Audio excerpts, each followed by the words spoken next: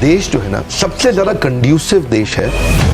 पिछले 10 साल में जितना देश बदला है उतना 100 साल में नहीं बदला होगा। आइडिया बहुत अच्छा भी हो और इरादा भी बहुत मजबूत हो तो भी चांसेस है कि आपका बिजनेस फेल हो जाए। कई बार क्या होता है, प्रोडक्ट आप ले आते हो, कस्टमर बोलता है अच्छा है लेकिन मुझको चाहिए नहीं। हम काका को सीईओ नहीं बनाते। Man power can make you super power.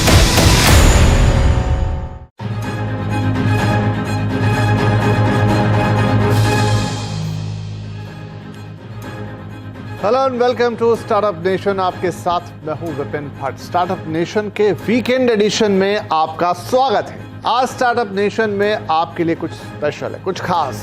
जाने माने motivational speaker, business leadership coach और बड़ा बिजनेस.com के फाउंडर विवेक बिंद्रा ने से हमने लिया है ढेर सारा स्टार्टअप ज्ञान। इस बातचीत को बहुत ध्यान से सुनिएगा क्योंकि इसमें हमारे स्टार्टअप गुरु ने बताए हैं एक सक्सेसफुल स्टार्टअप के सारे गुर। तो आप भी देखिए, सुनिए, समझिए और स्टार्टअप कीजिए।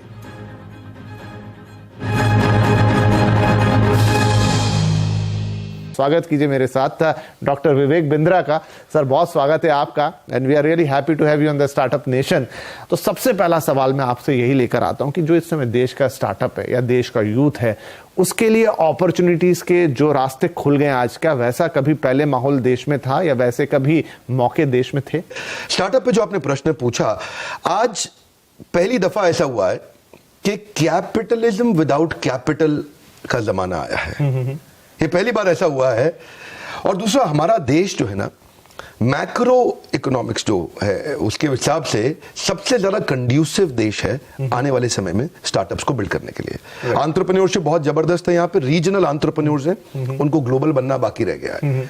मॉडल्स बिल्ड करने सीख रहे हैं, थोड़े चेंजेस ला करके उसको स्केल किया जा सकता है। जो पहले माहौल हुआ करता था उससे आज पिछले 10 साल में जितना देश बदला है उतना 100 साल में नहीं बदला होगा।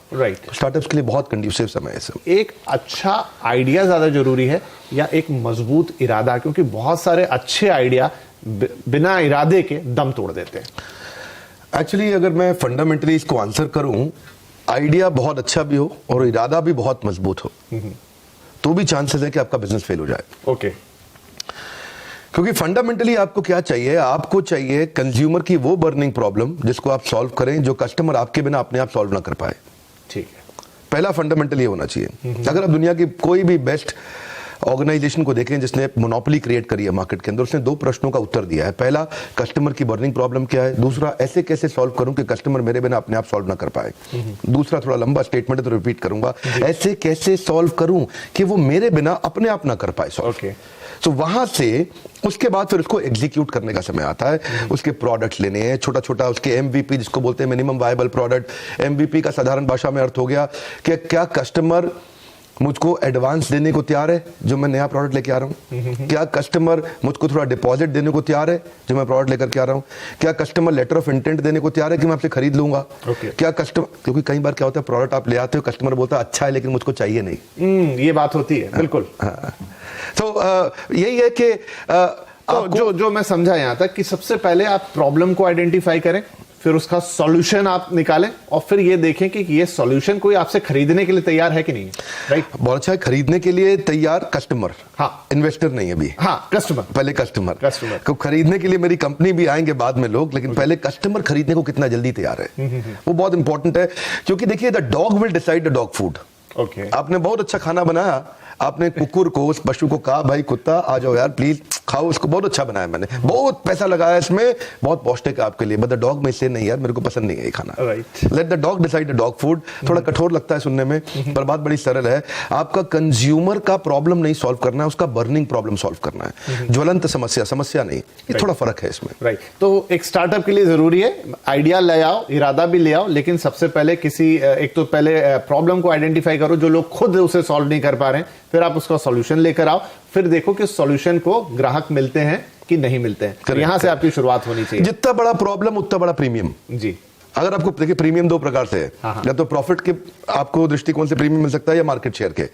जितनी बड़ी प्रॉब्लम सॉल्व करेंगे उतना बड़ा प्रीमियम मिलेगा। इसको बोलते हैं हैसल प्रीमियम। फोकस वहीं करना है सारा। आपने तो वो मूवी देखी अक्षय कुमार की पैडमैन, वहां जाके अमेरिका में क्या बोला, माय कंट्री बिग प्रॉब्लम, वही है फाउंडेशन।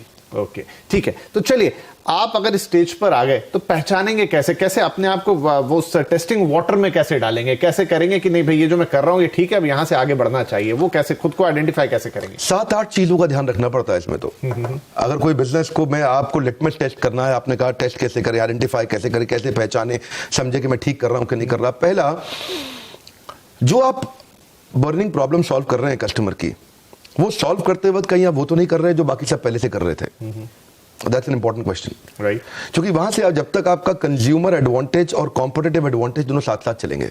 कॉम्पिटिटिव एडवांटेज क्या है? आसपास को देख के। कंज्यूमर एडवांटेज क्या है? मेरे कस्टमर को बड़े ध्यान से देख के। तो पहला चीज तो ये है कि जो आप प्रॉब्लम सॉल्व कर रहे हैं, ऐसा नहीं कि वो आप सेम चीज कर रहे हो जो सब के सब कर रहे थे। दूसरा, जब आप करते हैं इसको सॉल्व करते वक्त आपको ये देखना है कि क्या मेरे बिजनेस में मैं कितनी जल्दी और किस क्वांटम पे पैसा वापस रिकवर कर पाऊंगा, जो मैं बेसिक इन्वेस्टमेंट इसके अंदर करने वाला हूं, जिसमें दो चीजें हैं, एक है नेगेटिव कैश फ्लो और दूसरा नेगेटिव मार्जिन। ये दोनों को संभालना जरूरी है, क्योंकि हम ना सर्वाइवरशिप बायस में फंस जाते हैं। आप लोग के न्यूज चैनल में, अखबारों में बहुत बढ़िया बढ़िया न्यूज आती है और उसमें जो सर्वाइव किए थे ओयो, अक्सर सक्सेस स्टोरी आती है स्टोरी, और वो स्टोरी देख करके लगता है ये तो मैं भी कर लूंगा, ये तो बहुत आसान है। वो सर्वाइवरशिप बायस है। आप उसमें पीछे 10,000 लोगों ने ट्राई किया था तो एक आगे निकला है उसमें। उसको देख करके एकदम से अपने को नेगेटिव मार्जिन और नेगेटिव कैश फ्लो वाले बिजनेस में अचानक नहीं घुसना चाहिए। तो शुरू से, because expansion without margin is committing suicide. So unless आपके पास डीप पॉकेट्स हो, तो कोई भी आपके पास इन्वेस्टर आएगा वो देखेगा पहले कि बिजनेस में कंटिन्यूटी कितनी है, तो उसको बोलेंगे रेकरिंग रेवेन्यू मॉडल। तीसरा चीज, अगर आपके बिजनेस में कंटिन्यूटी नहीं है, रेकरिंग रेवेन्यू नहीं है, कोई ऐसी चीज जो आदमी बार बार खरीदेगा। अब शेव जो है आपको रोज करनी है, आपने रोज स्टूडियो पे आना है विपिन जी, आप शेव किए बिना कैसे आएंगे? नहीं आ सकते। तो अब वो रेजर है जो उसके लिए जरूरी है, उसको रोज खरीदना है। क्या आपका प्रोडक्ट ऐसा है जो साल, 2 साल, 5 साल में एक बार लेगा, या फिर वो एक ऑप्शन है कि कंपल्शन है कस्टमर के लिए? बहुत इंपॉर्टेंट चीज है। राइट। आपका प्रोडक्ट एक ऑप्शन है कि कंपल्शन है? आपका प्रोडक्ट ऑक्सीजन है कि नहीं है? फिर इसके बाद ये देखना है जो आपकी जो मार्केटिंग कैंपेन है उसमें influencer, decider, buyer, consumer, initiator कौन कौन है, यानी कि आपका डिसीजन मेकिंग यूनिट कौन है। ऐसा ना हो कि आप जिसके साथ जिसको माल बेच रहे हो वो डिसाइडर ही ना हो, डिसाइडर उसके बिहाफ पे कोई और हो, तो पैसा ज्यादा खर्च हो जाएगा। प्रेस्टीज ने किया था अच्छा काम, एक बार मास्टर स्ट्रोक खेला था, चेस खेलता होगा जरूर, जैसे क्या बोलते हैं शय और माद, जो बीवी से करे प्यार वो प्रेस्टीज से कैसे करे इनकार। राइट। दोनों को पकड़ लिया। अभी पत्नी बोले पति को प्रेस्टीज दिलाओ, बोले नहीं तो तुम प्यार नहीं करते मुझसे। बिल्कुल। तो आपको initiator, influencer, decider, buyer, consumer सबका ध्यान रखना पड़ेगा। कंज्यूमर के फीडबैक लेने की तैयारी करनी पड़ेगी, इसको बोलते हैं इंप्रूवमेंट साइकिल। अगर आप फीडबैक की तैयारी नहीं कर रहे, क्योंकि कस्टमर सिग्नल देता है, अच्छी कंपनी, अच्छा ब्रांड प्रोडक्ट बना देता है। आई say that one more time, क्योंकि मैं गोल्डन स्टेटमेंट दोबारा बोलता हूं। कस्टमर सिग्नल देता है, अच्छा ब्रांड प्रोडक्ट बना देता है। जब कस्टमर सिग्नल देता है, कमजोर ब्रांड उसको इग्नोर कर देता है। कस्टमर आपसे वही मांगेगा जो कोई नहीं दे सकता, और अगर आपने वो दे दिया, हाईएस्ट हेडरूम ऑफ ग्रोथ है, क्योंकि वो खुद दे ही नहीं सकता। तो आपको ढक्कन खोलना पड़ेगा। अपन क्या बोलते हैं, मेरी ट्रेनिंग प्रोग्राम में बोलते हैं कि जितना ढक्कन मोटा उतना धंधा छोटा। You got to start asking this solution oriented questions. जब आप फंडिंग की तैयारी कर रहे हैं, जब आप अपने इन्वेस्टर की तरफ जा रहे हैं, तो आपको कैसे वो तैयारी करनी चाहिए ताकि आपका जो तीर है वो निशाने पे लगे जाके? बहुत अच्छा। देखिए, इन्वेस्टर के पास जाने से पहले कुछ चीजों को इंपॉर्टेंट समझना है आपको। इन्वेस्टर उस बिजनेस में इंटरेस्ट नहीं लेता जो ट्रांजैक्शनल है नेचर में।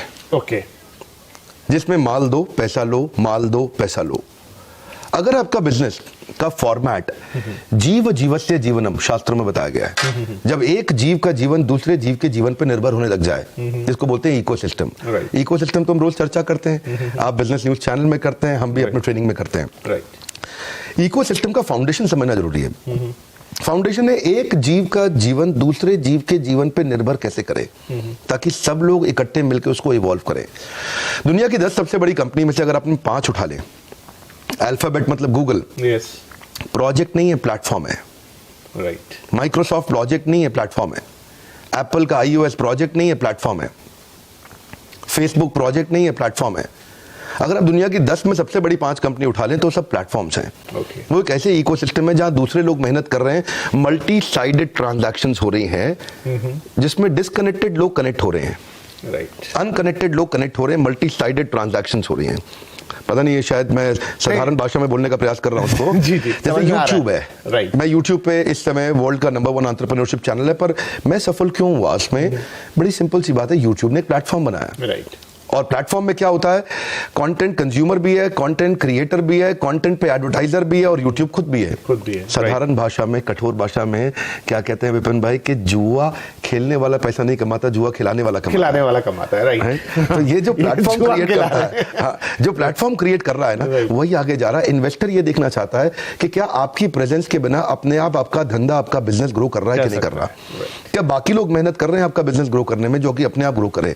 जब ऐसे फॉर्मेट्स आते हैं तो इन्वेस्टर एकदम एक्साइटेड हो जाता है, अरे कुछ है इसमें, दम है, तो वो सुनता है उसके बाद। नहीं, बड़ी गहरी बात कही आपने। तो आप जब इन्वेस्टर के पास जा रहे हो, जो मैं देखता हूं स्टार्टअप नेशन पे कई इन्वेस्टर्स आते हैं, लेकिन वो मैं सबसे पूछता हूं कि आपके पास जब कोई आता है प्रपोजल लेके, तो आप क्या देखते हो?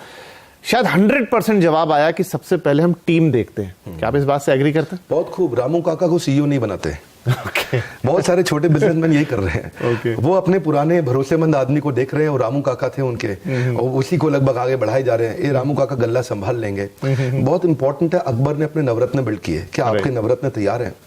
आपकी और man power can make you super power. ये बहुत इंपॉर्टेंट प्रिंसिपल है, क्योंकि देखिए अल्टीमेटली एक एंटरप्रेन्योर को डूइंग से बाहर निकल के एनेबलिंग पे आना है।